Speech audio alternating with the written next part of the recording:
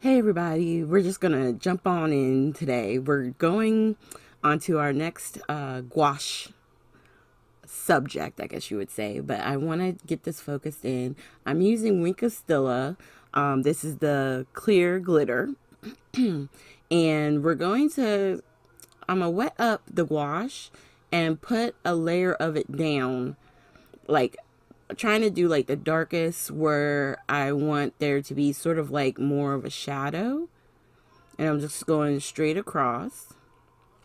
And then I'm going to take and get my Stella moving. And I grabbed a little bit of the gouache, but I just wanted to sort of like have something on it to make sure that it pulls. Because gouache does act like watercolor, but it can be stiff as far as moving because it's more opaque and sometimes thicker. So that's why I did initially put the brush into the gouache, so I would have a little bit more ink on the actual brushes of the wing. So now I'm sort of getting into more of a groove, putting down the white gouache as close to the top as possible, and then the parts where it's black, I'm going to use the Stella to pull it forward. Now, I do enjoy the glitter of the Stella brush, but if you have the Spectrum Noir, I couldn't find my open one. I would say, to me, those tend to seem more sparkly, if that's even possible.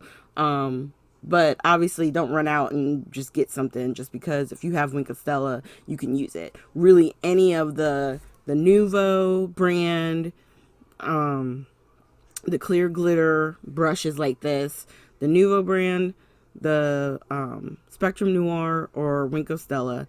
Any three of these, if you have them in your possession, you can do the same technique, okay? You don't have to go out and buy a specific brand. It's just because these are water-based, and so with watercolors, you can use it to spread the color with it. Make sense? All right, so we're just going to keep going up here all through the whipped topping of the cupcake.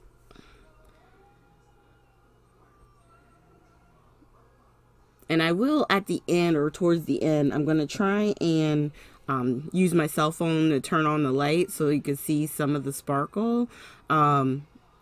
It's hard. I watch Amy R do it all the time on her videos, and I don't know how she's able to get the right angle and for you to really see all that sparkle. I think you can see some, but just bear with me. Maybe the more I do it, I'll get better too.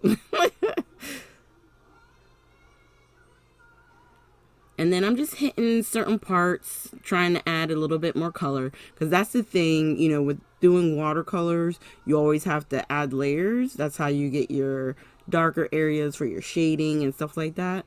Well, gouache kind of works the same way because it's more opaque, but if you water it down, it'll have more like a regular watercolor tendency. So in order to get the color more intensified, you have to add layers.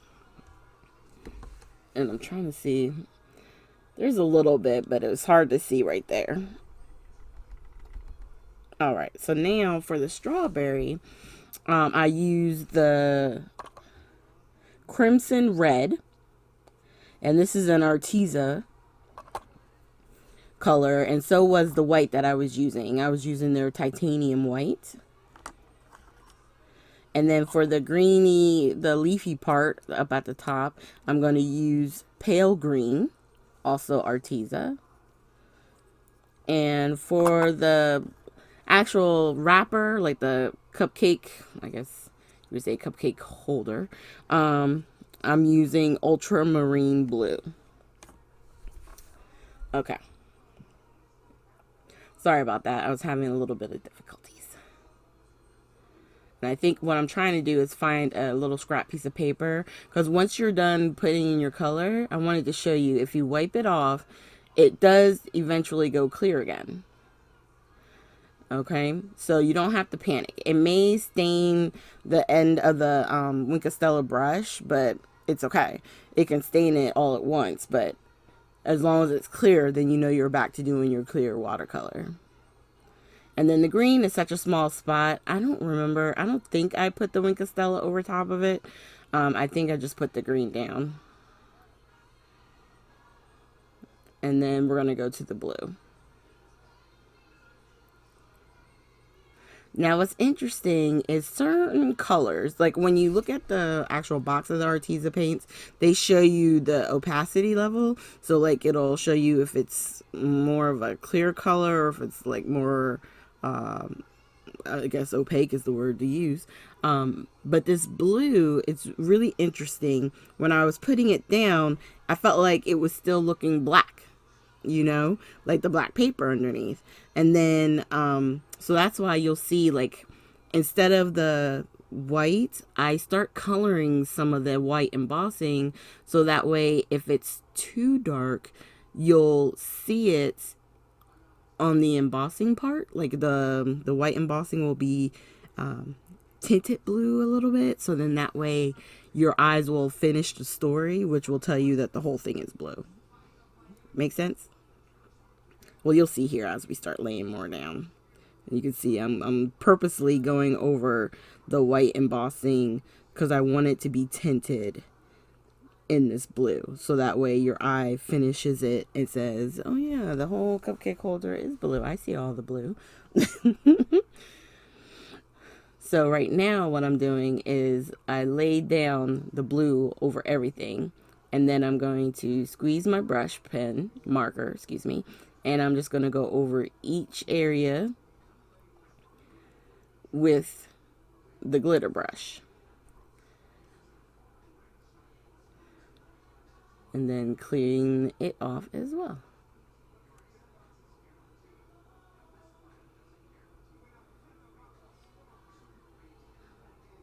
All right, so I'm going to get ready to splatter onto my project, even though it looks really pretty. I like the splatter too. To me, it just finishes it off. So I'm gonna grab actually this Nuvo. It's a mica mist, and it's called the Midnight Horizon. I really like it. It's a dark blue, but in the shimmer, the blue is very pretty and subtle. And I'm just going to heat dry it real quick. And then we're going to hit it with the picket fence, white picket fence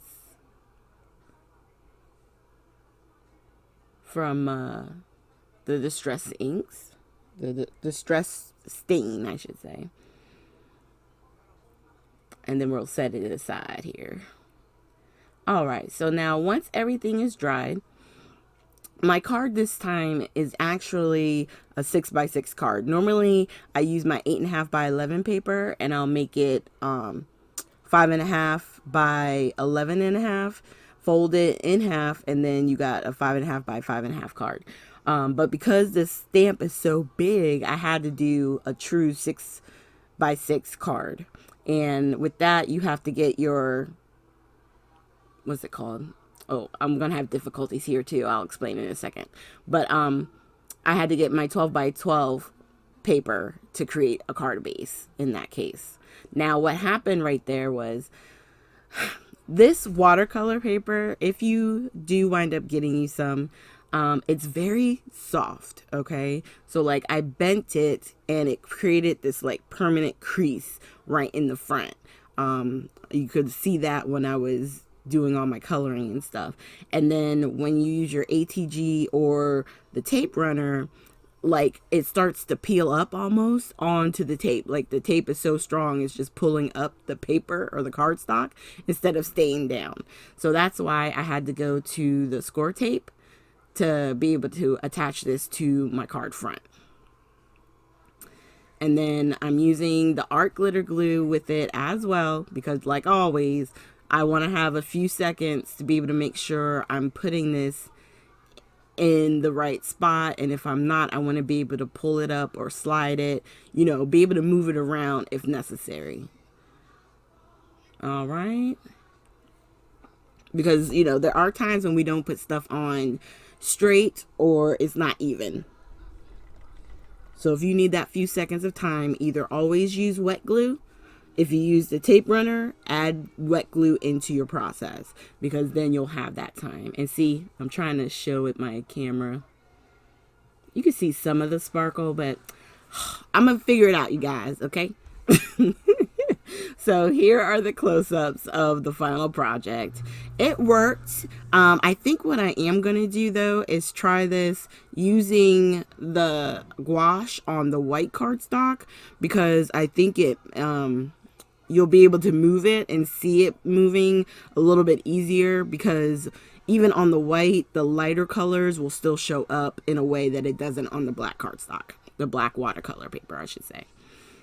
All right, and then there you have some more close-ups. So yeah, thank you guys for joining me today. Make sure you hit the like, subscribe, and share button as always, and click the little bell to get notifications of whenever I upload new video content. Thank you guys so much, and have a great day.